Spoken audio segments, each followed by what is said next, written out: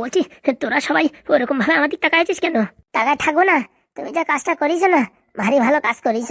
ও বাবা, আমি আবার কি করলাম? বলছে 30,000 টাকা কেন দিতে হলো? কেন? সেদিন যাই মেম্বার বাবু বললো যে মাস গেলে 30,000 টাকা দিতে হবে, বললো আর তুমি দিয়ে দিলে। ও বাবা, না দিলে বেইমানি কথা হয়ে যাবে না? সত্যি হাগুদা, কাজটা ভালো হয়নি। এখন এইসব কেন বলছিস? তখন তো বলতে পারতি। হ্যাঁ, আর তোদের দিয়ে তো টাকাটা দিয়ে এলাম, আমার হাতে তো দিইনি। হ্যাঁ, তাহলে এখন ওরা যাওয়ার পরে এখন কেন বলছিস সে কথা বল। এখন আমরা বুঝেছি যে ওরা তো ভারী কায়দা পেয়ে গেছে। প্রত্যেক মাসে যদি 30,000 টাকা করে দেওয়া হয়, এটা একটা সরকারি চাকরির থেকে কম না। আর এসব কথা ছাড়ো, প্রত্যেক মাসে 30,000 টাকা পাবা কোথায়? সেটাই তো কথা, 30,000 টাকা ছিল কোনো মতে সংসার খরচা চালানোর জন্য, সেই টাকাটা দিয়ে দিলাম। আসলে দেওয়া উচিত হয়নি। আমার হিসাব অনুযায়ী ওই 6,000 টাকা দিলেই হতো। 6,000 কেন? একদিনে 200 টাকা, সকালে একবেলা খাওয়া, বিকেলে একবেলা খাওয়া, আর মাসে 6,000 টাকা, বাস হয়ে গেল। এই যা, এটা তুই হিসাব করিনি? তাহলে 30,000 টাকা দিচ্ছি মাসে, তাহলে রেগুলার কত টাকা পড়ছে? রেগুলার 1,000 টাকা, যা আমাদের পুরো ফ্যামিলিতে সবাই খাওয়া দাওয়া করে আমরা 1,000 টাকা ডেলি খাতে পারি না। এই সর্বনাশ, এত পান মারা গেছে। ওই শালা মেম্বার কি হিসাব করে 30,000 টাকার কথা বললো? হ্যাঁ, হিসাব টিসাব কিছু করেনি নাকি? বলছি ওই মেম্বারের কাছে আজকে যেতে হবে। ওই মেম্বারের কাছে যাইয়ে কোনো লাভ নেই। কেন ঢাবনা? শোনো, একবার টাকা হাতেতে চলে গেছে, ও টাকা পাওয়ার আছে ছেড়ে দাও। পরের মাসে যাতে টাকা না দিতে হয় সেই প্ল্যানিং করো। তার জন্য তো পাঠাইছি দুজনে, এখনো তো আসেনি। তারা কি করবে কি না করবে তার কোনো ঠিক আছে? সেও কথা। নেদন যদি যেত তাহলে আমার দৃঢ় বিশ্বাস ছিল কিছু না কিছু করে আসবে। তা না, কোথায় চম্পা আর কোথায় ফড়িং, এই দুজনে পাঠাইছে। এরা সেরকম কাজের জুতির না। তাহলে ভাই এখন প্রত্যেক মাসে আমার 30,000 টাকা করে গুনে যেতে হবে? গুনে যেতে হবে না? হ্যাঁ, টাকা তো দিবা তো দাও, একটু নাড়াই চাড়াই দাও। কালকে বললো রাত্রির ভিতরে তুমি ঘপাত করে টাকা দিয়ে দিলে, কাজটা ভালো করলে না হাগুদা। ওইসব কথা ছাড়, এখন যা হয়ে গেছে ওইসব কথা বলে লাভ নাই। এখন কি করা যায় তাই দেখ। এইভাবে মাস গেলে 30,000 টাকা আমি দিতে পারবো না, আমার তো কিডনি বিক্রি করতে হবে। ও কিডনি বিক্রি করেও তুমি ওই 6 মাসে 1 বছর চালাতে পারবা না, তার আগে তোমার আর কিডনি বিক্রি করতে হবে। তাহলে কি আমি কুকুরের কিডনিতে বাঁচিয়ে থাকবো? সে তুমি জানো, অভ্যেস লাগাইছো তুমি, এখন তুমি সেটা ছাড়াবা। ওরকম বলে না ভাই ফুটো, কিছু না কিছু ব্যবস্থা কর। দেখছি ওই যাদের ওই এভিডেন্স আনতে পাঠাইছে, তারা যদি সেরকম কিছু একটা গুরুত্বপূর্ণ জিনিস এনে দেখাতে পারে যা আমাদের কাজের, তাহলে 1 টাকাও দেয়া লাগবে না। কে জানে। কই গো, বাড়ি থেকে আছেন? এই অসময় আবার কিরা আসলো? বলছে আবার টাকা নিতে আসেনি তো কেউ? কে বলছে আমি অধম কানাই। অধম কানাই মানে? এই ভিতরে আসেন তো দেখি। আওয়াজটা কিরকম অচেনা লাগছে, আসেন ভিতরে আসেন। আসবো বাবা, ভিতরে আসবো। আসেন। এই কি আপনি কান্নাকাটি করছেন কেন? আর বলো না বাবা, বিশাল বড় ক্ষতি হয়ে গেছে আমার, আমি বলে বোঝাতে পারবো না। বলছি আপনার পরিচয়? আপনাকে তো ঠিক চিনতে পারলাম না। আমি এই তোমাদের পাশের গ্রামে থাকি, আমার নাম কানাই। তা কি মনে করে আমাদের বাড়িতে? বাবা, একটা বিপদে পড়ে আইছি তোমাদের বাড়িতে, আমায় খালি হাতে ফিরিয়ে দিও না বাবা, আমায় খালি হাতে ফিরিয়ে দিও না। আরে বাবা, কি হয়েছে সেটা না বললি তো আমরা তো কিছু করতে পারছি না। দেখো, ওই পয়সা কড়ি বাদ দিয়ে মোটামুটি অন্য কিছু বললি আমরা একটু সাহায্য করতে পারি। পয়সা কড়ির ব্যাপারে চাইলি পারে আগের থেকে বলছি আমরা কিছু পারবো না। আমাদের অবস্থা এখন নিরামিষ, ওই পায়খানা দিয়ে লাল সুতো বেরোচ্ছে। আমরা এখন পয়সা কড়ি দিয়ে সাহায্য করতে পারবো না। না বাবা, পয়সা কড়ি চাই না, শুধু একটু সাহায্য চাই। তাহলে নিশ্চিন্ত বলতে পারো, পয়সা কড়ি ছাড়া অন্য সব দিক দিয়ে তোমার আমরা সাহায্য করতে রেডি। বলো কি হয়েছে? এই ঢামনা, আগেতে কি বলছিস? হ্যাঁ, কি না কি হবে তার কোনো ঠিক আছে? তুই আগেতে বলছিস সব দিক দিয়ে রাজি। আরে ফুটাদা, তুমি টেনশন করো না, ঢামনা আগের ফার্মে ফিরে আইছে। কালকে তুমি বললে না আমি বিয়ের পরে চেঞ্জ হয়ে গেছি, আমি বউর গোলাম হয়ে গেছি। না, এখন থেকে দেখবা ঢামনার কামাল দেখবা, বুঝতে পারিস? শোন, তুই যদি ওই আমাদের বৌমার টাকাটা ফেরত নিয়ে আসতে পারিস, আর মাসে মাসে যে টাকাটা দিতে হবে সেটা যদি ক্যান্সেল করাতে পারিস, আর এই ফ্রিতে ডিভোর্স হয়ে যাবে সেটাও যদি করাতে পারিস, তখন ভাববো ঢাবনার কত দম। ঠিক আছে, তাহলে দেখো ঢাবনার ক্যালমো দেখো। কিন্তু তোমাদের একটা কথা বলছি, আজকের পরে আমাদের থেকে কোনোদিন বলবা না যে আমি বউ পাগল। এই কথা আর তোমার প্রতিজ্ঞা করতে হবে, তাহলে যাইয়ে আমি এই কাজটা করব। ঠিক আছে, তুই যদি এই কেসটা বিনা পয়সায় মিটাই দিতে পারিস আর আগের 30,000 টাকা ফেরত এনে দিতে পারিস, হ্যাঁ, তাহলে আজকের থেকে তোরে আমি আর কোনদিন বউ পাগল বলবো না। হ্যাঁ, আজকের থেকে বলবো ঢ্যাবনা জিনিয়াস। ঠিক আছে, তোমার কেসটা তাহলে আমার হাতে হ্যান্ড ওভার করো। এখন ঢ্যাবনার দেখো ক্যালমা বুদ্ধি। এতদিন ঢ্যাবনা চুপচাপ ছিল, এখন আবার আগের ফার্মে ফিরে আইছে। আগে আমি মেম্বার সাথে কাজ করতাম, বুঝতে পারিস? বলছি বাবা, আমার সমাধানটা আগে একটু করে দাও, আমার জীবনটা পুরো হেরিকেন তেল হয়ে গেছে। বলছি কাকা, ওটা হেরিকেন তেল হবে না, ওটা কেরোসিন তেল হবে। ওই আর কি বাবা, যে করে হোক আমার একটু সাহায্য করো, নাহলে এই বিচারাটা অধম প্রাণে মারা যায়। তুমি বলো তোমার অসুবিধা বলো। বলছি কথা দাও, আমায় খালি হাতে ফিরিয়ে দেবে না। বলেছি না আপনাকে, পয়সা ছাড়া আর আমাদের জীবন ছাড়া যা চাইবে তাই দেবো তোমায়, মুড ভরে। বলো কি দরকার?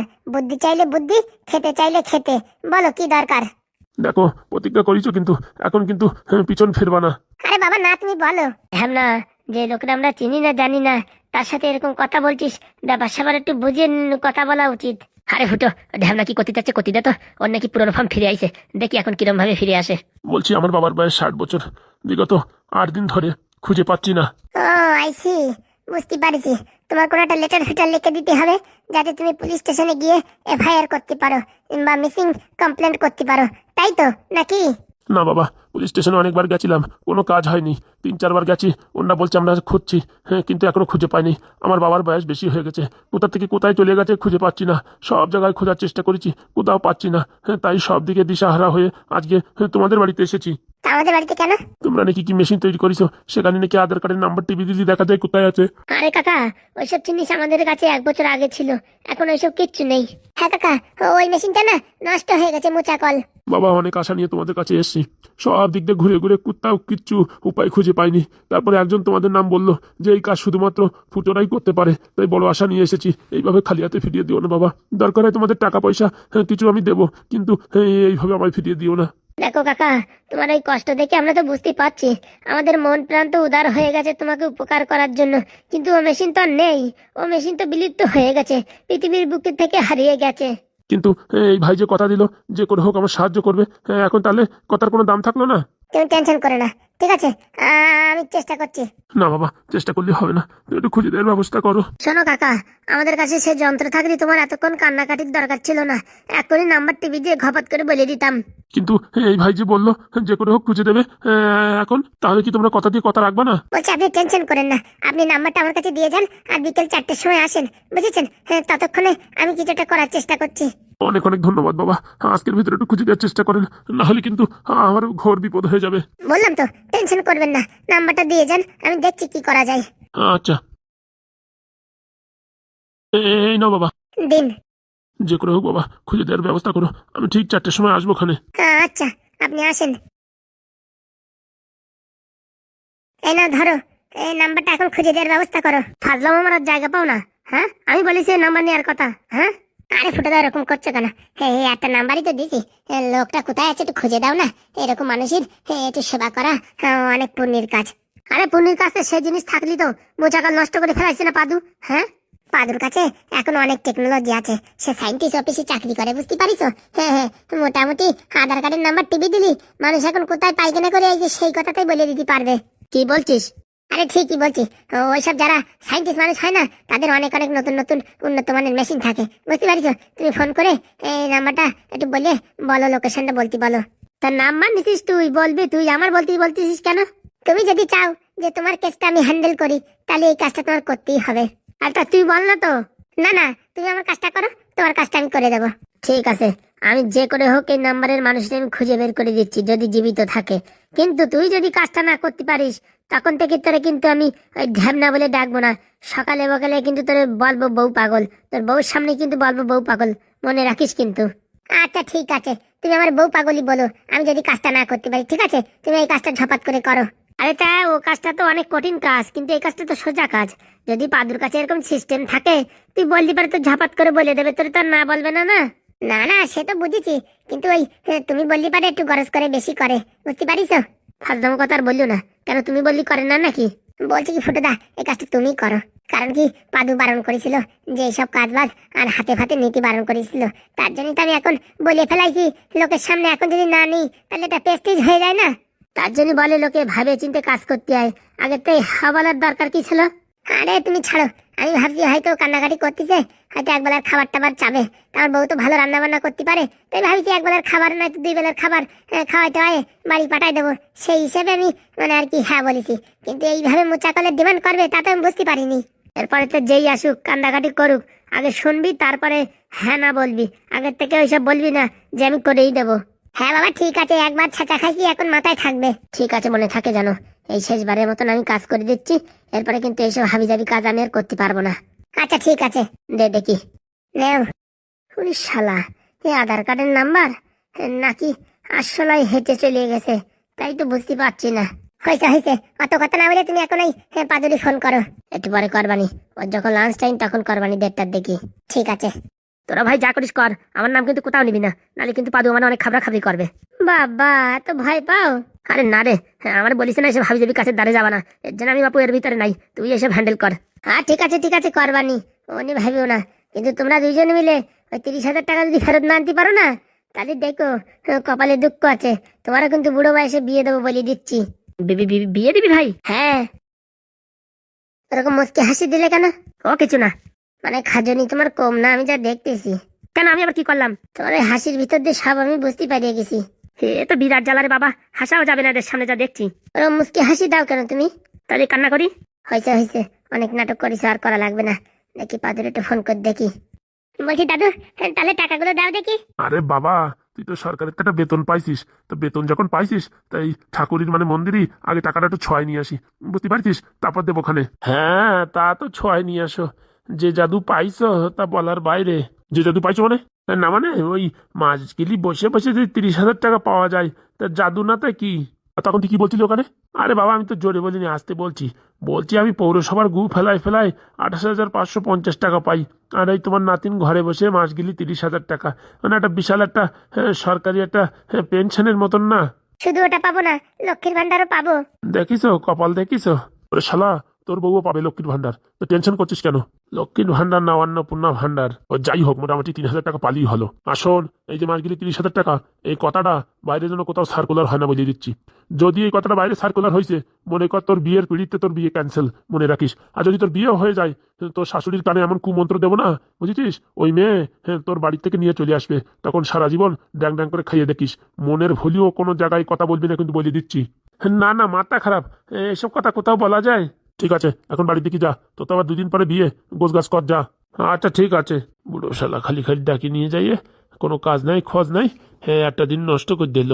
কিছু বলছিস নাকি রে? না না, কি আর বলবো, পাত্তা পাইকারের চাপ দেশে তাই বাড়ির দিক দৌড়ে যাচ্ছি। মালটা দেখেছিস? 30,000 টাকার কথা শুনে গায়ে ফোঁস পড়িয়ে গেছে। আরে দাদু শোনো, এ কথা যে শুনবে না তারই গায়ে ফুসকা লাগবে, কিন্তু তুমি ওনার কথা বলিও না। তা ঠিক কথা বলিস, এসব কথা কারোর কাছে বলা বলি করিস না। মাথা খারাপ, এসব কথা আমি বলতে যাবো নাকি? বলতে পারি তুমি বলবানে। ধুস, আমি এসব বলি নাকি? বলছি কি মা, মাস গেলি আমার কিছু টাকা দিস, বুঝেছিস? এই সংসার খরচা, অনেক খরচা জানিস তো। হ্যাঁ দাদু, সে কথা বলতে সংসার খরচা আমি 10,000 টাকা করে দেবানি। শোন, আমি তো মোটামুটি ওই সুদির ব্যবসা করি, আর ওই ঘটকের ব্যবসা করি, তা আমি জানি ওই পয়সা মাসে মাসে দিলি পারে না, সেটাই লাভ বেশি হবে। একবারে 5 লাখ 7 লাখ টাকা দিলি ও থাকবেও না, আর ও টাকা ঘপাত করে ফুরোই যাবে। ওর থেকে মাস গেলে এই 30,000 টাকা নিয়ে না, এটাই ভালো হবে। এটাই যদি ফাইলি পাকাপুক্ত করে সরকারের খাতায় জমা দেওয়া হয়, তাহলে কিন্তু ভালো হয়। তা বলছি দাদু, একটা উকিলের সাথে কথা বলো না তুমি, যে এরকম কিছু করা যায় নাকি, সারা জীবন মাস গেলে 30,000 টাকা করে আসবে। আরে না না, শুধু 30,000 না, ওই জামাইয়ের যেরকম পেমেন্ট বাড়বে, তোরও সেরকম ইনকাম বাড়বে, সেই হিসাবে একটা কাজবাজ করতে হবে। তুমি একটা উকিলের সাথে কথা বলো না, এই ব্যাপারে একটা কথা বলো। তুই টেনশন করিস না মা, আজকে আমি কথা বলবো। এরকম সোনার ডিম পড়া হাঁস ছাড়া যায়? ঠিক আছে দাদু। তাহলে তুই বাড়ি থাক, আমি একটু ওই মন্দির গিয়ে টাকাগুলো ভগবানের দরবারে একটু ছোঁয়াই নিয়ে আসি। আচ্ছা ঠিক আছে। বলছি দাদু, তোমার যদি আসতে দেরি হয় না, আমি ওই মধুদের বাড়ি যাবানি, মধুর আবার বিয়ে তো আমার ডাকিছে। আচ্ছা তুই যা, যেখান যাবি যা, শুধু এই কিরণের সাথে দেখা করিস না। কি যে বলো দাদু তুমি। যা যা যা। বাবা, মাস গেলে 30,000 টাকা, বিশাল মজা। এক একদিনে 1,000 টাকার খাবার দাবারও খাওয়া যাবে না, জামা প্যান্টও কিনলি পরে অত টাকা খরচা হবে না। বিশাল দান বাদাইছি সত্যি। নেম্বারটা না খুব ভালো একটা ফেসলা করিছে। যাই দেখি কিরণের সাথে দেখা করে আসি। দাদু বললি কি আমি দেখা করবো না? তা তো হয় না, দেখা তো করতেই হবে। যাই দেখি যাই। কি বলছো? হ্যাঁ ঠিকই বলছি, আমার ছেলের জ্ঞান ফিরবে। হ্যাঁ হ্যাঁ, খুব শিগগিরই জ্ঞান ফিরে যাবে, ডাক্তারবাবু তাই বললো। বলছি ম্যাডাম, আপনার সাথে একটা কথা ছিল। হ্যাঁ বলো না তো। একটু পার্সোনাল। ঠিক আছে, তোমরা তাহলে কথা বলো, আমি ওই একটু বাইরে গিয়ে হাওয়া খেয়ে আসি। আচ্ছা, কটকটি বলছি, কিছু মনে করো না। না না, আমি তো এখানে নতুন অতিথি, আমার সামনে তো সব কথা বলা যায় না, আমি বরঞ্চ বাইরেই অপেক্ষা করছি। না না কটকটি, কোনো সমস্যা নেই, তুমি এখানে থাকতে পারো, ও যে কথাই হোক তুমি শুনতে পারো। না ম্যাডাম, যেহেতু উকিলবাবু পার্সোনাল বলেছে, সেহেতু আমার এখানে থাকাটা উচিত হবে না। আপনি টেনশন করবেন না, আমি কিছু খারাপ ভাববো না। হ্যাঁ আচ্ছা বাবা, তোমার মতন ছেলে হয় না। ঠিক আছে, আমি বাইরে অপেক্ষা করছি, কথাবার্তা হয়ে গেলে আমার ডাকেন, আমি আসবো ওখানে। আচ্ছা, এবার বলো। বলছি ম্যাডাম, কটকটি কি বলছে, ছোট দাদাবু যদি জ্ঞান ফিরে যায়, তাহলে তো আমরা মাঠে মারা যাব। কেন? আমরা যে কেমিক্যাল খাইয়ে ছোট দাদাবুকে কোমায় নিয়ে আসছি, এসব কথা যদি পুলিশের সামনে গিয়ে বলে দেয়, তাহলে তো আমার তো লাইসেন্সটাও ক্যান্সেল হয়ে যাবে, আর আপনি তো ভোটে এমএলএ হতে পারবেন না। তুমি অত টেনশন করে না, সে বুদ্ধি আমার মাথায় আছে। কিরকম? সেটাও পরে দেখা যাবে, এখন ও নিয়ে ভাবছি না।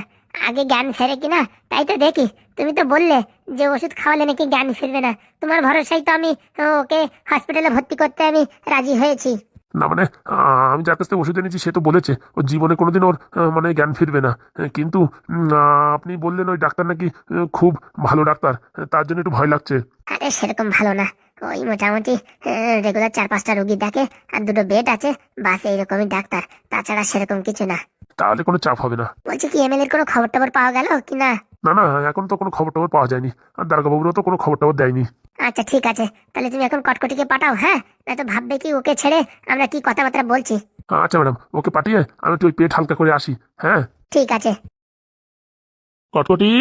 আগে বলছি ম্যাডাম, এত শিগগিরই কথা হয়ে গেছে? আরে বাবা সেরকম কোনো কথা না। আচ্ছা, তা শুনবে না কি কথা? না না ম্যাডাম, আমার ওরকম স্বভাব নেই যে কোনো কথা খুঁচিয়ে খুঁচিয়ে শুনবো। আরে না না, ওই উকিল বাবু তো জানে না যে ঘটনাটা সবকিছু তুমি জানো।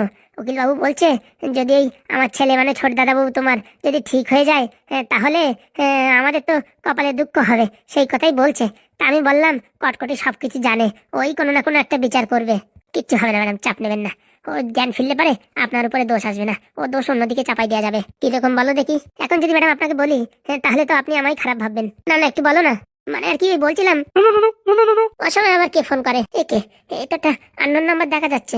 কলটা রিসিভ করুন ম্যাডাম, আর লাউডে দিন। তারপর আমি তো আছি, উঠান ম্যাডাম। বলছি দারোগাবুর আবার ফোন করেনি তো? আপনি রিসিভ করলেই তো জানা যাবে। হ্যাঁ হ্যালো, ভালো আছো? এ তো আমাদের এমএলএ বাবু। বলছি কোথায় ছিলে তুমি এতদিন? কোথায় ছিলে? তোমায় আমি খুঁজে পাচ্ছি না, কতদিন ধরে খুঁজছি। কোথায় ছিলে স্বামী, তুমি কোথায় ছিলে? আমি যেখানে আছি ভালো আছি, চিন্তা করো না। বলছি এইবার তো আমি আর ভোটে দাঁড়াতে পারলাম না, তা তুমি দাঁড়িয়েছো, ভালো করেছো। দেখো স্বামী, আমার ভোটে দাঁড়ানোর কোনো ইচ্ছা ছিল না, কিন্তু এই পৃথিবীর বুকে যদি নারকেল বেগম এমএলএ হয়ে যেত না, তাহলে এই সমাজের মানুষের আর বাঁচতে পারতো না। তাই আমি এই সাধারণ মানুষের দিকে তাকিয়ে ভাবলাম আমার স্বামীর জায়গায় আমি দাঁড়াই। এই শোনো, তোমার শরীর যে খারাপ হয়েছে বা তুমি যে প্যারালাইসিসে পড়েছো, তার ভিতরে আমার বিন্দু মাত্র কোনো আমার মানে ক্রিয়াকার্য নেই। আরে বাবা, আমি আবার কখন বললাম যে আমার শরীর খারাপ হয়েছে? তার জন্য তুমি দায়ী? হ্যাঁ, আমি তোমায় কত ভালোবাসি জানো তো। আমি কি তোমায় এই অবস্থায় রাখতে পারি? তোমার জন্য আমি কতদিন না খেয়ে খেয়ে পুরো শুকিয়ে গেছি। প্রত্যেক সোমবার উপোস থাকি যে তুমি যাতে বাড়ি ফিরে আসো। আজকে দেখো তুমি ফোন করেছো, স্বামী তুমি কোথায় আছো, আসো একবার আসো, না তো বলো আমি এক্ষুনি গাড়ি নিয়ে আসছি। শোনো, বলছি কি, সবাই জানে যে আমি হারিয়ে গেছি, আমায় নারকেল বেগম ধরে রেখেছে। এখন সবার মনে একটা নারকেল বেগমের বিরুদ্ধে একটা হিংসা প্রতিরোধ আছে, তাই সবাই এখন তোমায় ভোট দেবে। ভোট দিলে তুমি জিতবে, আর তুমি এমএলএ হও মানে আমি এমএলএ হও। আমার তো বয়স হয়ে গেছে, আমি আর কতদিন তুমি এখন থেকে চালাবা, বুঝেছো? আমি তো উপলক্ষ মাত্র। বলছি কি, তোমার একটা গুড নিউজ দেওয়ার আছে। বলো। বলছি কটকটি না আমাদের কাছে আবার ফিরে এসেছে। কি বলছো? এসে না আমায় খুব বাঁচিয়েছে। নাই তো আমি তো এতদিন জেলে থাকতাম তোমার এই শরীর খারাপের জন্য। আর তোমার ছেলেরও না ওই একই রকম শরীর খারাপ হয়েছে, তার জন্য আমাকে জেলে ধরে নিয়ে যেত। কিন্তু কটকটি শুধুমাত্র একদম শুদ্ধ বিচার দিয়ে আমায় এখনো পর্যন্ত বাঁচিয়ে রেখেছে। আমায় কেউ কিচ্ছু করতে পারেনি। আরে বাবা, আমি জানি তো কটকটি খুব ভালো ছেলে, ওকে তো প্রথম আমাদের বাড়িতে আমি এনেছি, তারপরে নারকেল বেগম কি কুমন্ত্র দিয়ে আমাদের কাছে নিয়ে গেল। এখন যদি আমাদের বাড়িতে থাকে না তাহলে খুব ভালো হবে, তুমি ভোটে তো চোখ বন্ধ করে জিতে যাবে। বলছি একটু কথা বলবা নাকি কটকটির সঙ্গে? বলছি স্যার কেমন আছেন? ভালো আছি কটকটি, ভালো আছি, তুমি ভালো আছো তো? হ্যাঁ হ্যাঁ স্যার ভালো আছি। আপনি সুস্থ আছেন সে কথা শুনে এখন ভালো আছি, এতক্ষণ ভালো ছিলাম না। বলছি যতদিন পর্যন্ত আমার বউ এমএলএ না হচ্ছে ততদিন পর্যন্ত না তুমি একটু সাপোর্ট করো, ঠিক আছে? আচ্ছা স্যার। বলছি কি স্যার, আপনি এখন যেখানে আছেন ওখান থেকে অন্য জায়গায় ট্রান্সফার হয়ে যান। মানে বুঝলাম না। এই যে আপনি ফোন করেছেন না, আপনার গলার ভয়েস, আর আপনি এই ম্যাডামকে ফোন করেছেন, এনার ফোন তো মনে করেন অন্য পার্টির তরফ থেকে সবসময় ট্যাপ করা আছে, কোথায় ফোন করছে কি না করছে, কোথায় কি কথা হচ্ছে সব শুনতে পাচ্ছে। এখন থেকে ফোন করলে না ওই ল্যান্ডলাইন দিয়ে ফোন করবেন, বুঝতে পেরেছেন? বলছি না না, আমি তো যেখানে আছি সেখান থেকে ফোন করিনি, আমি তো অনেক দূর এসে ফোন করেছি। তবুও পুলিশ খোঁজাখুঁজি করলে খুব শীঘ্রই কিন্তু ধরা পড়ে যাবেন, সাবধানে থাকবেন। যতদিন না পর্যন্ত ম্যাডাম জিতছে ততদিন আপনি একটু গা ঢাকা দিয়ে থাকেন। আমিও তো সেই কথা বলছি। তাহলে এখন ফোনটা রাখেন, বেশি কথা বলবেন না। আপনার এই ভয়েস বাইরে চলে আসলে আমাদের ভোটে জিতার কিন্তু একটা বিশাল মানে সমস্যার পরিণত হবে। আচ্ছা ঠিক আছে, রাখছি। আমি ফোন মাঝে মাঝে করলে করবো, না হলে না করবো, টেনশন নিও না, আমি ভালো আছি। তা বলছি স্বামী তুমি কোথায় আছো? তোমার একটু দেখতাম, তোমার দেখার জন্য আমার চোখটা ঝলমল ঝলমল করছে। পরে দেখা হবে, তুমি আগে এমএলএ হও, তারপর দেখা হবে। আচ্ছা ঠিক আছে। রাখছি তাহলে। ঠিক আছে। কটকটি এখন কি হবে? কিচ্ছু হবে না ম্যাডাম, বলছি উনি আবার অভিনয় করছে না তো? উনি তো জেনে ফেলেছে হয়তো যে আমি উনায় খাবারের সঙ্গে কেমিক্যাল মিশিয়ে এইরকম প্যারালাইসিসে ফেলিয়ে রেখেছি। না না ম্যাডাম, তাহলে কি আপনার ফোন করে এত ভালো কথা বলতো? কে জানে আমায় মানে হাতে নাতে ধরার জন্য এরকম করছে না তো? মাথা খারাপ ম্যাডাম। একবার ভোটে যদি আপনি জিতে যান তখন এই গ্রামের অলুফলু কি আপনার উপরে দোষ দিতে পারবে? তা ঠিক বলেছ। তাহলে এমএলএ বাবু যদি আপনার খারাপ চাইতো না তাহলে এখন পুলিশ স্টেশনে গিয়ে আপনার নামে কমপ্লেন দিত, বুঝতে পেরেছেন? সে তো ফোন করে আরো বলছে যা হচ্ছে ভালোই হচ্ছে, যা করে মঙ্গলের জন্য করে। বলছি কি এখন তো কোনো টেনশন নেই, কিন্তু বাড়ি আসার পরে যদি কোনো কারণে এই উকিল যদি বলে দেয় যে আমি এইসব কিছু করেছি তাহলে কি হবে? তার জন্য আমার কাছে বুদ্ধি আছে। কিরকম? এখন এসব কিছু বলার দরকার নেই, যতদিন কেউ না জানে ততদিন এইভাবেই থাকুন। আর আপনার কাছে যে ফোন করেছিল এ কথা পেটের ভিতরে রাখুন, বাইরে বের করবেন না কথাগুলো। না না মাথা খারাপ, তুমি যা বলো আমি অক্ষরে অক্ষরে পালন করি। ঠিক আছে, তাহলে এটাও পালন করবেন। আচ্ছা বাবা, আচ্ছা। কারোর সামনে এসব কথাবার্তা বলবেন না, ঠিক আছে? মনে করবেন আপনার কাছে কোনো ফোনই আসেনি। তুমি যা বলবে তাই। আচ্ছা, তাহলে আমি এখন একটু হাত পা ধুয়ে আসি। হ্যাঁ আচ্ছা। বুড়োটা হঠাৎ করে ভালো হয়ে গেল বুঝলাম না। এই শালা বললো এমন ওষুধ খানো হয়েছে জীবনে জ্ঞান ফেরবে না, সে তো এখন দিব্যি হাটে চলে বেড়াচ্ছে, কথাবার্তা বলছে। তাহলে আমার ছেলেও কি ঠিক হয়ে যাবে? আর ও যদি ঠিক হয় না, ওর বউর ঘাড়ে দোষ চাপিয়ে দেবো, তাহলে ঝামেলা মিটে যাবে। যতই হোক আমি মা, আমার উপর তো সন্দেহ করবে না, ওর বউর উপরই সন্দেহ করবে। কি বলো বন্ধুরা, তাই তো নাকি? তোমাদের কাছে ভালোবাসা চাই শুধু, একটু লাইক করো। আর কিছু করো আর না করো, একটু লাইক করো। বলছি বাবা নেদন, একটা কথা বলি। বলেন। বলছিলাম কি, অনেকদিন হয়েছে না ওই কাতলা মাছের ঝোল খাইনি, একটু কাতলা মাছের ব্যবস্থা করে দেবে আজকে? বলছি কি এমএলএ বাবু, আপনার কি মনে হয় আপনি কি 5 স্টার হোটেলে আছেন? তা বললি খারাপ না, মোটামুটি এখানে সবই ব্যবস্থা আছে, শুধুমাত্র একটু এসি নেই, সেটাই আর কি একটু সমস্যা, হালকা হালকা গরম করে তো। আর তাছাড়া তুমি যা ব্যবস্থা দিচ্ছ না, 5 স্টার হোটেল থেকে কম না। বলছি এমএলএ বাবু, বাইরের হাওয়ার চাল কিরম চলছে আপনি জানেন? হাওয়ার চাল মানে? সেটা তো আমি ওই সেদ্ধ চাল খাইছি, আতপ চাল খাইছি, কিন্তু ওই হাওয়ার চাল তো কোনোদিন খাইনি। আমরা খাওয়া চালের কথা বলছি না। তাহলে নির্ঘাত প্লাস্টিকের চাল? বলছি এমএলএ বাবু, আর কি করার সময় নেই, বুঝতে পেরেছেন? বাইরের অবস্থা এমন, চারিদিকে আপনাকে খুঁজছে। টিভি, নিউজ চ্যানেলে, পেপারে, খবরের কাগজে, মোবাইলে, সোশ্যাল মিডিয়ায়, সব জায়গায় আপনার শুধু অ্যাডভার্টাইজমেন্ট। আপনাকে খুঁজে পেলেই ধরে নিয়ে যাবে। আপনি ঘরের থেকে পা বেরোইছেন, বাস আপনার অবস্থা শেষ। কি কথা শোনালে? ঠিক কথাই বলছি এমএলএ বাবু, বাইরের অবস্থা খুবই খারাপ। আপনাকে একদম ওই ছন্ন কুকুরের মতন খুঁজে বেড়াচ্ছে। কুকুরের মতন খুঁজে বেড়াচ্ছে? হ্যাঁ, ধরতে পারলেই নিয়ে যাবে।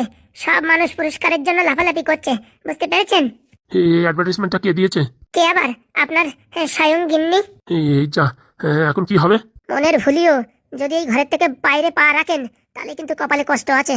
বলছি কি, ওই দিন মানে তো আমি বেরোই না, রাত্রি একটু হাগা আসলি পরে একটু বেরোই। আর উপর থেকে এই কাতলা মাছের কথা বলছেন। আমাদের পরিস্থিতি এখন জানেন? হ্যাঁ, সেদ্ধ ভাত খাওয়া পরিস্থিতি। তবু আপনাকে কি করে ভালো রাখা যায় সেই ব্যবস্থা করছি। হাতে পয়সা করে কিচ্ছু নেই। ও নিয়ে টেনশন করো না বাবা, আমি এখান থেকে বেরোইছি কি তোমার টাকা উইথড্রল করে সঙ্গে সঙ্গে দিয়ে দেবো। বলছি কি, আমার বউ যাতে ভোটে দাঁড়াতে না পারে সে ব্যবস্থা করো না। এখন ওইসব করতে গেলেই আমাদের উপর পুরোপুরি দোষ আসবে। তাহলে বুঝি আর আমি এমএলএ হতে পারবো না? সময় থাকতে তার সৎ ব্যবহার করতে হয়। এতদিন পজিশনে ছিলেন, আপনি সেই পাওয়ারটা বানাননি। আপনার স্ত্রী পর্যন্ত আপনাকে ভয় পায় না, তাহলে গ্রামের লোকজন আপনাকে কি করে ভয় পাবে? আসল কথা, আমি সবার দুঃখে সুখে গিয়েছিলাম তো, তাই সবাই আমাকে এরকম একটা জোকারের মতন ভাবে, কেউ আমাকে এত দাম দেয় না। এটা ভুল কথা, নিজের দাম নিজেকে তৈরি করতে হয়। আর এমন কথা বলছেন আপনি, মনে হয় মানুষের পয়সা মেরে কোনোদিন খাননি। না মানে সত্যি বলছি, আমি সেরকম একটা খাইনি। খেয়েছি আধার কার্ড, ভোটার কার্ড এইসব বানিয়ে অনেক টাকা খেয়েছি, কিন্তু ওই বেশি বেশি দান কোনোদিন খাইনি। ওই 200-400 এতেই সমাপ্ত ছিলাম। আপনার বউ একবারে যদি হয় না মেলে, গরিব মানুষের রক্ত চুষে খাবে। আর এখন যা পরিস্থিতি, আপনার সিম্পেথি, আপনার ছেলের সিম্পেথি দেখিয়ে মানুষের কাছে গিয়ে ভোট চাইছে যে আমার স্বামী যাতে ঠিক হয়ে যায়, আমার ছেলে যাতে ঠিক হয়ে যায়, তোমরা সেই আশীর্বাদ করো। ভোট ফোট আমার কিচ্ছুর দরকার নেই। পাড়ায় পাড়ায় গিয়ে এইরকম ভাবে ক্যানভাসিং করছে। কি বলছো? ওরকম ক্যানভাসিং তো আমিও কোনোদিন করতে পারিনি। বলবেন না, সব হচ্ছে কটকটির প্ল্যানিং। কটকটির প্ল্যানিং মানে? কটকটি তো এখন আপনাদের বাড়ি। ও মা, কি কথা বলছো? ঠিকই বলছি, নারকেল বেগমরে ছেড়ে এখন আপনার স্ত্রীর কাছে গিয়ে আশ্রয় নিয়েছে। ও আমার স্ত্রীর কাছে আশ্রয় নিয়েছে? তাহলে তো আমার কপালে দুঃখ আছে, ও যে করেই হোক আমার খুঁজে বের করবে। আপনি যদি ঘরের থেকে না বেরোন, কেরুর বাবার ক্ষমতা নাই যেখান থেকে আপনারা বের করবে। বলছি তোমাদের কাছে মুচাকল না কি ছিল, ওতে যদি আমার আধার কার্ডের নাম্বার টিভি দেয় তাহলে তো আমি কোথায় আছি দেখতে পারবে। ওসব মেশিন এখন আর নেই, সব নষ্ট হয়ে গেছে। তাহলে কোনো অসুবিধা নেই, আমি এখান থেকে আর বেরোবো না। বলছি কি, পাশের রুম থেকে মাঝে মাঝে একটা মহিলার আওয়াজ আসে, ও রুমে কোনো লোকজন থাকে নাকি? ও রুমে কটকটির ঠাকুমা। কটকটির ঠাকুমা? কেন, আপনাকে তো আগে একদিন বলেছিলাম। মানে সেদিন আমি তো ভালো করে শুনিনি। তা ওর ঠাকুমা কি জানে যে আমি এখানে আছি? কিচ্ছু জান না। তা ওনার খাওয়া দাওয়া তোমরা মেনটেন্স করছো? না হলে কি, কি জ্বালায় যে আমরা আছি সে আমরা জানি। ইনকাম তো কিচ্ছু নেই, শুধু খালি খরচা। আমার তা নিয়ে টেনশন করো না, আমার টাকা আমি দিয়ে দেবো। বলছি দেখো না, আমার বউরে কোনোভাবে হারিয়ে আমাকে ভোটে দাঁড় করানো যায় নাকি? আমার কাছে একটা প্ল্যান আছে। কি প্ল্যান বলো দেখি? প্রথমত যা হয় ভালোর জন্যই হয়। ভালোর জন্য হয় মানে? আমার এই অবস্থা করে রেখেছে, ভালোর জন্য হয় মানে? প্রথমত নারকেল বেগমের এন্ট্রিতে আপনি দাঁড়ালে পারে এইবার আপনার ভোটে জিতা খুবই দুষ্কর ব্যাপার ছিল। কি বলছো? হ্যাঁ, লোক আপনার থেকে নারকেল বেগমের পছন্দ বেশি করে। এটা তো আমি কোনোদিন ভাবি দেখিনি। এটাই সত্য। আর আপনার স্ত্রী এখন আপনার সিম্পেথি, আপনার ছেলে সিম্পেথি নিয়ে ভোটে দাঁড়িয়েছে। সিম্পেথি খেয়ে যদি জিতে যায় তাহলে তো আপনারই কপাল ভালো। আমার কোথায় কপাল ভালো? আমায় খুঁজে পেলে আমায় তো জ্যান্ত ডুবিয়ে মারবে। কিচ্ছু হবে না, নত স্বীকার করে বাড়ি যাবেন। যাওয়ার পরে 1-2 মাস, 4 মাস, 6 মাস পরে গিয়ে আপনার বউকেও প্যারালাইসিসে ফেলিয়ে দেবেন। বৌরি প্যারালাইসিস ফেলাবো কি করে? ও তো আমার কথা শুনবে না, আর আমি কিছু দিলি সেটাও তো খাবে না। আগে বিশ্বাস জোগাতে হবে। আপনার সাথে যেরকম করেছে ব্যবহার, সেরকম ব্যবহারটা সময় মতন করতে হবে। যেই আপনার স্ত্রী প্যারালাইসিসে পড়ে যাবে তখন সব ভার দায়িত্ব আপনার উপরে পড়বে। মানে বলছো আমার এই স্ত্রীর অনুপস্থিতিতে আমি হব আর কি মিলে, তাই তো? একদম।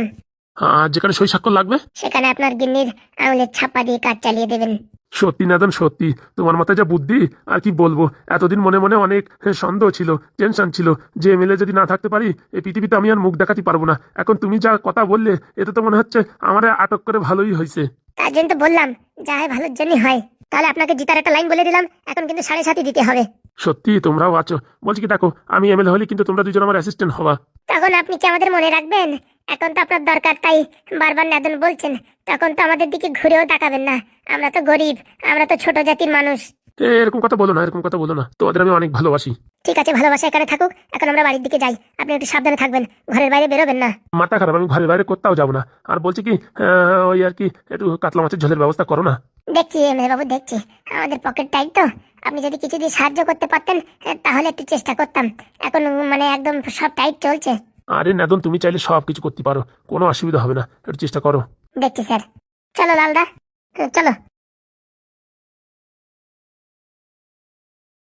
যাক, যা হয় ভালোর জন্যই হয়। আমার গিন্নি ভুল বুঝে কাজ করলেও ভালো কাজেই লেগেছে, সত্যিই বলেছে। এবার নারকেল বেগমের টক্কর আমি পারতাম না। বউর বিশ্বাস একবার জোগাইয়ে তারপরে বউরিও প্যারালাইসিস ফেলাই দিয়ে সব হাতে আমি সম্পত্তি কেড়ে নেব, শক্তি আমি কেড়ে নেব। তাই এখন কদিন গা ঢাকা দিয়ে থাকতে হবে ভোট হওয়া অবধি। এখন যদি আমি বাইরে বেরিয়ে যাই তাহলে লোকজন আর আমার উপরে সিম্পিতি দেখিয়ে ভোট আর আমার বউরি দেবে না। ওর থেকে আমি এরকম নিখোঁজ হয়েই থাকি। কিন্তু এই কথাটা যদি আমার বউরি বলে দিই তাহলে তো আমার উপর আরো বেশি বিশ্বাস করবে। আর এখন যদি আমি না বলি আর আমার যদি খুঁজে পাই তাহলে তো আমার কপালে দুঃখ আছে। একটা কাজ করার দরকার, একটা ফোনের দরকার। ফোন পালিবারে বউরি ফোন করে বলবো এই ব্যাপার, ঠিক আছে? তুমি চিন্তা করো না, আমি যেখানে আছি ভালোই আছি। ওটাও টেনশন করবে না, আর আমিও ভোটে জিতে যাবো। থুড়ি মানে আমার বউ ভোটে জিতে যাবে, পরে আমিও জিতে যাবো। কি বলো বন্ধুরা, তাই তো নাকি? যা হয় ভালোর জন্যই হয়।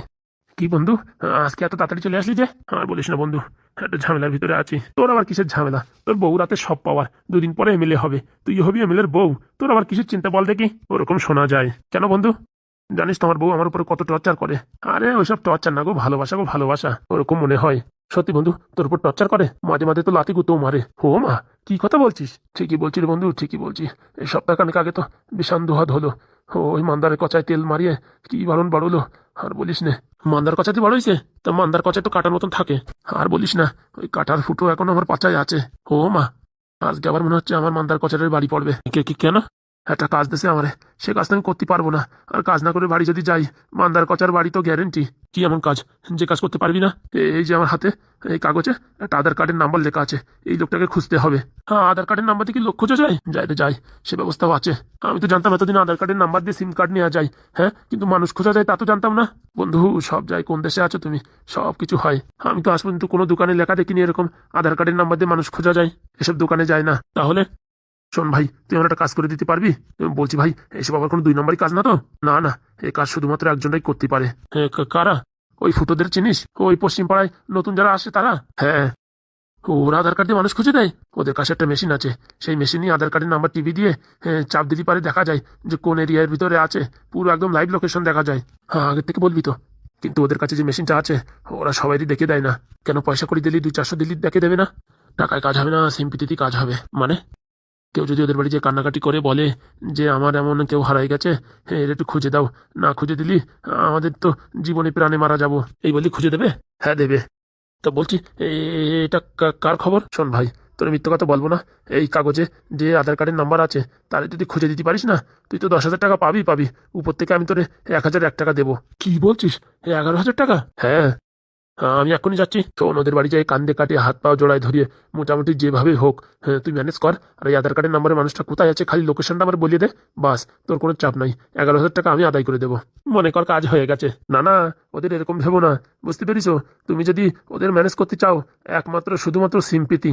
ওই তো মানে কান্দে কাটে পড়তে হবে, তো পাও জড়ায় ধরে পড়তে হবে। ও নিয়ে তুই টেনশন করিস না ভাই। হ্যাঁ, এককালে আমি নাটকের যাত্রায় আমি মানে ওই থার্ড পার্টি রোল করতাম, বুঝতে পারিস? তাহলে তো ভালোই হবে। আমি এখনই যাচ্ছি। আর কাগজটা আমি দিছি, কথা বলবি না। কথা যদি ওরা জানে না, কিচ্ছু বলবে না। কেন? আমার বউর সাথে তো জন্ম জন্মান্তরের শত্রু। না না, ঠিক আছে ভাই, তোর কথা বলবো না। আমি বলবো আমার ওই এক কাকুর জেঠু, ওই মোটামুটি বলিয়ে দেবেন একটা জেঠু, নয়তো দাদু হারাই গেছে, খুঁজে পাওয়া যাচ্ছে না, বাড়ির লোকজন খাওয়া দাওয়া করছে না, ভাবছে পটল তুলে গেছে, প্রায় 7 দিন ধরে খুঁজে পাওয়া যাচ্ছে না, এইসব হাবি জাবি বলিয়ে মোটামুটি রাজি করবানি। ঠিক আছে ভাই, তুই যাতে করিস রাজি কর। হ্যাঁ, আমি ওই তালতলায় বসলাম, বুঝছিস? তুই খবরটা নিয়ে আমার দে। তা বলছি, এই খবর আনতে যদি সন্ধে হয়ে যায়, সন্ধে হয়ে গেলেও চলবে, কিন্তু এই খবরটা যদি না নিয়ে আমি যাই, তাহলে আমার বউ মান্দার কথায় তেল লাগাই বসে রয়েছে, গুদুম বাড়ন বাড়বে। ঠিক ঠিক আছে ভাই, হ্যাঁ হ্যাঁ, আমি যত তাড়াতাড়ি পারি আসছি। হ্যাঁ আচ্ছা। বলছি 10,000 টাকা কখন পাবো? ওটা মনে কর সঙ্গে সঙ্গে পেয়ে যাবি। বলছি ভাই, কার লোকেশন খুঁজতে হবে? খুঁজে পেলেই পারি, জানতে পারবি। আচ্ছা, আমি এখনই যাচ্ছি, দিয়ে দেখি কাগজটা। ঠিক আছে বন্ধু, তাহলে আমি আসি, তাড়াতাড়ি আসিস। 11,000 টাকার ব্যাপার, তাড়াতাড়ি না আসি পারি। টাকা রেডি রাখ বন্ধু। আজকে মনে হয় বাড়ি গেলে আর কেলান খাওয়া লাগবে না, এইভাবে মাথায় বুদ্ধি লাগায় কাজ করতে হবে, নয়তো বউর হাতে কেলান খাওয়া আর হয় না। মিথ্যে কথা না বললে কাজও হয় না। টাকা দেবে তো আমার বউ, আমার তো দেওয়া লাগবে না। যাই দেখি, তালতলায় গিয়ে বসি। এই যে ডাক্তারবাবু, এখানে 30,000 টাকা আছে। বাবা বাহ, খুব ভালো খুব ভালো। সত্যি কটকটি, তোমার কথার দাম আছে বললি হবে না। তা বলছি ডাক্তারবাবু, এই রোগীর অবস্থা কিরকম? আর বলো না, ও তো কোমায় চলে গেছে। 24 ঘন্টা সেলাইন ধরাই রাখিছি, সকালে বিকালে রাত্রি 3 বেলা করে সব সময় সেলাইন চলতে রয়েছে। আর বলি না, তোমার রোগীর জন্য রাত ভরে ঘুমাতেও পারতেছি না। কেন? যে করি হোক সুস্থ করে তুলতে হবে না, তার জন্য প্রাণপণে ইউটিউব দেখতেছি, গুগল দেখতেছি, এআই দেখতেছি, যে কি করে কোমার থেকে বাইরে বের করা যায়। কিন্তু এখনো পর্যন্ত কোনো সমাধান পেলাম না। কিন্তু আমার মাথায় বুদ্ধি খাটিয়ে আমি ট্রিটমেন্ট চালাচ্ছি, খুব শীঘ্রই তোমার পেশেন্ট ঠিক হয়ে যাবে। বলছি ডাক্তারবাবু, অত ব্যস্ত হওয়ার দরকার নেই, আপনি আরামসে ধীরে সুস্থে টেনশন করেন। 8 দিন 10 দিন 15 দিন লাগুক, কোনো চাপ নেই। 15 দিন লাগলেও চাপ নেই? বাবা 1 মাস লাগলেও চাপ নেই, শুধুমাত্র জীবিত থাকতে হবে। আর এইভাবে ওর জ্ঞান হারা হলেও কোনো সমস্যা নেই। মানে ঠিক হোক না হোক কোনো সমস্যা নেই? না না, সমস্যা তো আছে, ওইভাবে ভাববেন না, কিন্তু অত তাড়াতাড়ি ঠিক না হলেও চলবে। হ্যাঁ আচ্ছা, ঠিক আছে, তাহলে আমি ধীরে সুস্থে কাজ করবো। এই রাত্রি যে আমি জাগিয়ে জাগিয়ে সেলাইন চালাই, সেই কাজটা এখন আর করবো না, সন্ধ্যের সময় সমাপ্ত করে দেবো। আচ্ছা, বলছি টাকা পয়সা চিন্তা করবেন না, সময় সময় পেমেন্ট দিতে থাকবো, আপনি আপনার কাজ চালিয়ে যান। আচ্ছা ঠিক আছে। আর বলছি যদি জ্ঞান ফেরে, তাহলে মোটামুটি তুমি ওই যাতে ভোট ফোট হয়ে যায়, তারপরে যাতে জ্ঞান ফেরে সেই ব্যবস্থা করো। ও নিয়ে তুমি টেনশন করো না, টাকা দিচ্ছ, বাকি কাজ আমার উপর ছেড়ে দাও। আচ্ছা ঠিক আছে। বলছি, ছেলেটা একটু নড়াচড়াও করে না, এই কোনো গাড়ি ফাড়ি বা কোনো কিছু থেকে পড়ে টড়ে গিয়ে মাথায় চোট খায়নি তো? না না, ওর বউ আছে না, ওর বউ কি কেমিক্যাল না কেমিক্যাল খাওয়াইয়ে ওই কোমায় নিয়ে রাখিছে, এখন ওর বউ তো জেলে আছে। এই বাবা, বৌদি এরকম কাজ করেছে? আর বলবেন না ডাক্তারবাবু, বউ তো না একটা দজ্জালি। তা বউটার কি যাবজ্জীবন জেল হয়েছে? সেটা এখনো বলতে পারছি না, কিন্তু জেল হবে সেটুকু আমি জানি। হ্যাঁ আচ্ছা, তুমি কোনো চিন্তা করো না, আমি প্রাণপণ চেষ্টা করছি ওকে তাড়াতাড়ি সুস্থ করার জন্য। আচ্ছা ডাক্তারবাবু, টাকা পয়সা চিন্তা করবেন না, টাকা পয়সা লাগলেই নারকেল বেগম ম্যাডামে ফোন করবেন, ঝপাত করে আমি এসে টাকা দিয়ে যাব। আচ্ছা ঠিক আছে। বলছি কটকটি, হ্যাঁ ডাক্তারবাবু বলেন। যদি কোনো কারণে আমি আর জ্ঞান না ফেরোতে পারি, তাহলে আবার আমার টাকাগুলো আবার ফেরত নিয়ে যাবেন না তো? না না, কি যে বলেন, বললাম তো শুধু বেঁচে থাকলেই হবে। আচ্ছা ঠিক আছে, তুমি যা বললে আর এর যা কন্ডিশন দেখলাম, শুধু শ্বাসটাই চলছে, আর কি না কি কেমিক্যাল খাওয়াইছে, আমার মনে হয় পেটের ভিতরের যন্ত্রপাতি সব জং ধরে গেছে। তাহলে হতেও পারে, এর আগে একটা ডাক্তার দেখিয়েছিলাম, সে তো ডাইরেক্ট বলে দিছে যে আমি আর পারবো না, মানে বিশাল ডেঞ্জার কেস। ও নিয়ে তুমি টেনশন করো না, এর থেকে ভালো ভালো রুগী আমি ঠিক করে দিয়েছি, আর এ তো একটা সাধারণ রুগী। ঠিক আছে ডাক্তারবাবু, তাহলে আসি। আচ্ছা। রুগী যা পাইছি মোটামুটি 1-2 বছরের খরচার টাকা উঠাই নেব, এরকম রুগী তো সচরাচর পাওয়া যায় না। আরে বাড়ি থেকে যখন বলছে আরামসে ট্রিটমেন্ট করো, তাহলে আর আমার টেনশন নাই, রাত্রি সিলাইনটা না লাগালেও হবে। কিন্তু এর ট্রিটমেন্ট করবো কি, আমি তো বুঝেই পাচ্ছি না। কোমার থেকে বেরোচ্ছে না, আবার এই কটকটি বলে গেল এর বউ নাকি কেমিক্যাল খাওয়াইছে, তাহলে এর কোন জিনিসটা নষ্ট হতে পারে? না না, কিডনি লিভার যদি নষ্ট হয়ে যাবে, তাহলে তো ও বেঁচেই থাকতো না, হাত পা ফুলে যেত, ঘন ঘন পিচ্ছাপ হতো। তাহলে কি হতে পারে কি হতে পারে? আমার মনে হয় যেমন কার্বোরেটরে জং ধরে, এরও সেরকম কোনো জায়গা পেটের ভিতরে কোনো এক জায়গা ফিল্টার হয়ে পড়ে আছে, সেটা যতদিন না ক্লিয়ার হচ্ছে ততদিনের জ্ঞান ফিরছে। তাহলে কি ট্রিটমেন্ট করা যায়? এতদিন তো সেলাইনের ভিতরে ভাতের ফ্যান দিছি, তারপরে একটু হরলিক্সগুলাই খাওয়াইছি, কিন্তু এখন অন্য কিছু দিতে হবে যা দেখতেছি। আর বাড়ির লোকজন বলল এর নিয়ে কোনো টেনশন নাই, তাহলে তো এর উপর একটা এক্সপেরিমেন্ট করাই যায়। বড় বড় সায়েন্টিস্টরা তো মানুষের উপর এক্সপেরিমেন্ট করতে পারে না, তাই আমি এর উপর আজকে এক্সপেরিমেন্ট করব। ভাবতেছি কি এই সেলাইনের ভিতরে বাংলা দিয়ে দেবো, ডাইরেক্ট একটা বাংলার ঢাকনা খুলে শরীরই বাংলা চড়াই দেবো। তাহলে কি হবে, ওই সব অ্যালকোহল ফ্যালকোহল আছে তো, ওই মোটামুটি ওই শরীরের যত রোগ জীবাণু আছে, বাধা বিপত্তি আছে, সব বেরোয় যাবে। এই বোতলটা শেষ হোক, তারপর তরুণীর দোকান থেকে একটা বাংলা এনে চড়াই দেবো, দেখি কি রেজাল্ট হয়। বাড়ির থেকে এতগুলো টাকা করে দিচ্ছে, খালি খালি নিলে তো হবে না, 1,000-2,000 টাকা খরচা করতেই হবে। যাই আজকে একটা বাংলা চড়াই দেখি। বলছি বন্ধুরা, বাংলা খেলি যদি পাতলা পায়খানা ঠিক হয়ে যায়, মাথা যন্ত্রণা ঠিক হয়ে যায়, গা হাত পা ব্যথা ঠিক হয়ে যায়, আমেশাও ঠিক হয়ে যায়, এমনকি দাঁত হাজার চুলকুনি সেটাও ঠিক হয়ে যায়, তাহলে শালা এই তার কোমা, হ্যাঁ, এই কোমার থেকে বেরোতে পারবে না? এ তো হতেই পারে না। খালি যদি এত পাওয়ার হয়, তাহলে যদি ওই সেলাইনের ভিতরে চালানো হয়, তাহলে তো মোটামুটি